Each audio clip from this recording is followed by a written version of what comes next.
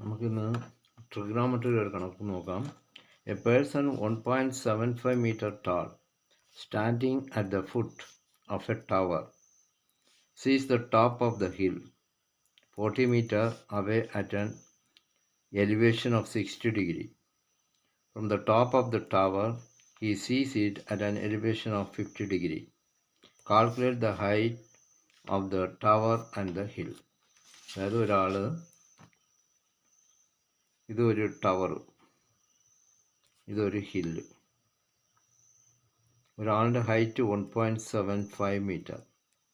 ഇവിടെ നിന്നുകൊണ്ട് ഈ ഹില്ലിനെ നോക്കുന്നു. അതിൻ്റെ ആംഗിൾ എന്ന് പറയുന്നത് 60 ഡിഗ്രി. അടുത്ത് ഈ ടവറിൽ നിന്നുകൊണ്ട് ഈ ഹില്ലിനെ നോക്കുന്നു. അതിൻ്റെ ആംഗിൾ 50 ഡിഗ്രി. ഓക്കെ, ഇതിന് നമുക്ക് കണ്ടുപിടിക്കേണ്ടത് ഈ ടവറിൻ്റെ ഹൈറ്റ് ആൻഡ് ഹില്ലിൻ്റെ ഹൈറ്റ് രണ്ടും നമ്മൾ തനിയെ കണ്ടുപിടിക്കണം. ഇപ്പോൾ നമുക്ക് ഫസ്റ്റ് ട്രയാങ്കിൾ, ഈ ട്രയാങ്കിൾ എടുക്കാം. ട്രയാങ്കിൾ CDE എടുത്താൽ tan 50 is equal to DE by CE.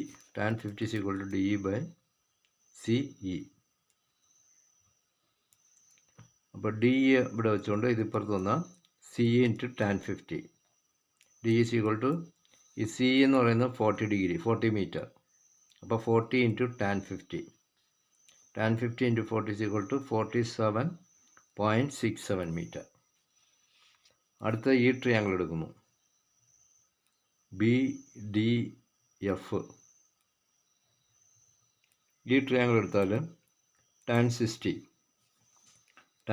is equal to opposite side DF by BF. DF ഇവിടെ വെച്ച് ഇതിവിടെ പോവും. അപ്പോൾ BF into tan 60 degree. BF already 40 meter എന്ന് തന്നിട്ടുണ്ട്. 40 into tan 60 that is equal to 69.28 metre.